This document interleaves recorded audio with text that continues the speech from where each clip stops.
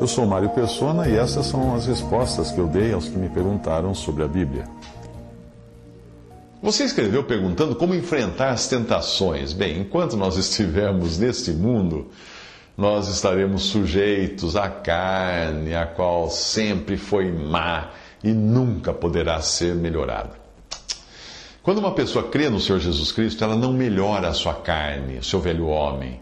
E nem a Bíblia diz que nós devemos tentar fazer isso. Não. Quando a pessoa crê em Cristo, ela recebe uma nova natureza, nascida de Deus. E deve, isto sim, mortificar a sua carne, ou seja, considerar a sua carne como morta. Romanos 8,16. Colossenses 3,5. Já visitou um cemitério? Imagine-se no túmulo. É ali que está o seu velho homem. Nós não devemos lutar contra a carne, porque isso é um trabalho do Espírito Santo, que habita agora naquele que crê. Gálatas 5,17 ensina isso. Nós devemos andar no Espírito, como fala Gálatas 5,16. Muitos caem em pecado, caem em tentação, quando tentam lutar contra a própria carne, mas isso é um erro. Enquanto nós estivermos lutando contra a carne com as suas concupiscências, nós estaremos ocupados com a carne e com as suas concupiscências, e fatalmente acabaremos caindo. Quando nós não ligamos para a nossa carne, ou seja, quando nós consideramos os seus apelos como vindos de um homem morto, que é a nossa velha natureza, e nos mantemos cheios da palavra de Deus, cheios de pensamentos de louvor, de gratidão a Deus, aí nós acabamos esquecendo a carne com os seus feitos. Nós seremos tentados sempre enquanto estivermos aqui, mas Deus nos dá forças para vencermos as tentações. E se nós cairmos? O crente, quando cai, é porque quis cair. Porque o poder para não cair sempre esteve ao nosso alcance. 1 Coríntios 10, versículo 13. E ao invés de nós nos entristecermos ao sermos tentados, nós deveríamos nos lembrar de que é mais uma ocasião que Deus está permitindo para sermos bem-aventurados, como ensina Tiago 1, versículo 12.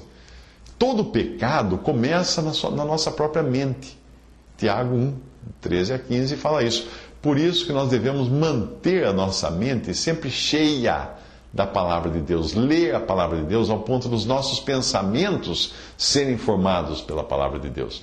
Muitos ficam tanto tempo lutando contra o mal que nunca se ocupam com outra coisa além do mal. Imagine dois crentes em Cristo, salvos por Cristo, passando por um corredor. E nesse corredor estão coladas nas paredes dezenas de fotografias pornográficas. Aí um deles atravessa aquele corredor lendo a sua Bíblia, ocupado com as maravilhas de Deus. Está tão absorto na leitura da Bíblia que ele nem vê o corredor, não vê nada. Mas o outro, para cada foto, ele para e faz uma crítica para denunciar o horror e o pecado que aquelas fotos podem ocasionar. Veja que coisa horrível esta! Nossa, esta aqui está terrível! E assim ele passa pelo corredor. Evidentemente, aquele que lia a sua Bíblia passou muito mais depressa pelo corredor porque ele estava ocupado com Cristo. Ele nem reparou nas fotos. Mas o outro estava tão ocupado em criticar o pecado e tentar lutar contra o pecado que ele ficou mais tempo passando por ali. E mesmo que a sua intenção fosse denunciar o mal e combater o mal, ele não se ocupou nem um minuto sequer com as coisas de Deus. Ele esteve o tempo todo ocupado com o pecado. Portanto, mantenha a sua mente ocupada com as coisas de Deus e aproveite todas as tentações como se fosse um lembrete para louvar a Deus pelo seu grande amor. Se todas as vezes que você for tentado, você começar a cantar hinos de louvor, ou a fazer orações de ações de graças a Deus, ou ler a palavra de Deus, Satanás vai arranjar outra maneira de fazer você tropeçar, porque ele sabe que toda vez que ele tentar, ele vai dar uma ideia de você se voltar para Deus.